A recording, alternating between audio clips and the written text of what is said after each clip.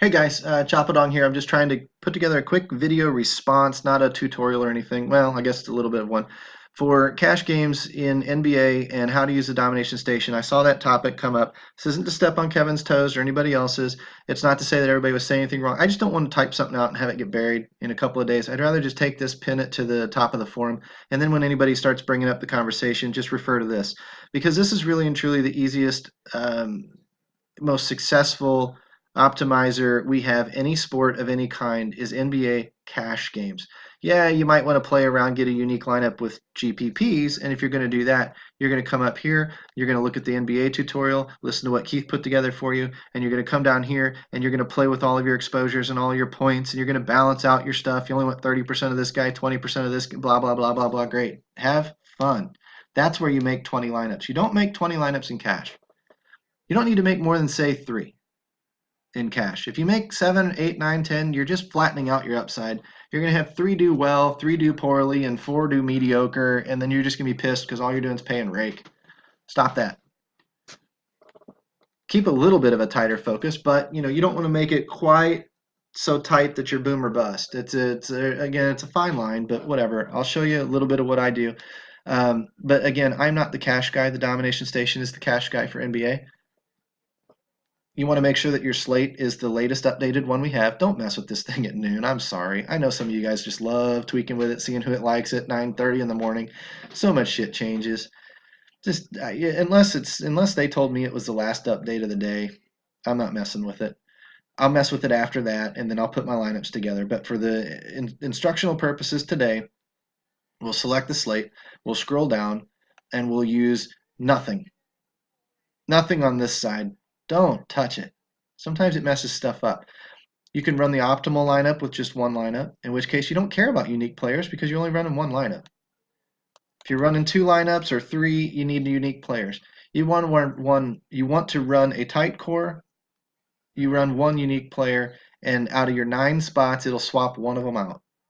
And then run another lineup. And swap one out, run another lineup. Sometimes it'll be a point guard, sometimes it'll be a center, whatever. It doesn't matter. It's a very tight core. It leads to a very boom or bust construction where it either really does well that night or it doesn't. And that's okay, but that's not really for me for cash games. I like to spread out a little bit. So some people will do two unique players and three lineups, and that's fine. That's what I did last year. But I got sick and tired of tying everybody in contests. No offense, I love you guys, but I don't want your score. I either want to be a little better or a little worse. I don't want to split money. To me, that doesn't make too much sense. So I try whatever I can to get unique, but I'm not going to get unique by messing with players and stuff. Now, that's going against what our guys are working their asses off to do. And honestly, let them, because this is the most predictive sport in daily fantasy sports. Now, it's got some randomness to it, but it is by and large, day in and day out, the most predictable sport. Doesn't mean it's easy, but Domination Station makes it easy for you, so let it do the work for you. I will take Personally, I'll run 5 lineups and I'll take 3 unique players. I'm broadening my net of player pool out just a little bit, mixing those players in those lineups just a little bit so that I can then maybe get one good lineup a night and it cover up for maybe a bad lineup. It's not going to be all three do great, all three do bad. It limits my ceiling a little bit, but for cash games, I don't care. And when this thing hits, it hits so hard with your core that you're winning 100-man leagues and getting 25 bucks back on your dollar. And that's fine for the amount of work I'm putting into this thing.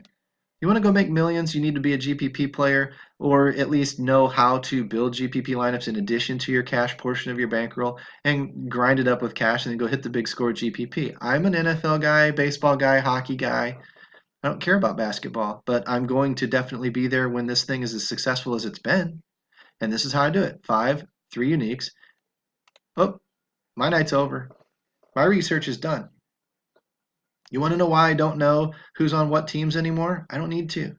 Domination Station knows that for me. It really sounds like lazy, but I'm sorry. Domination Station is way better at this than I would ever be by putting 40 hours a week into it. So, why? It loves Drew Holiday, it loves Bazemore, it loves Giannis, it loves Zebo, it loves Cauley Stein. That's my core. Okay?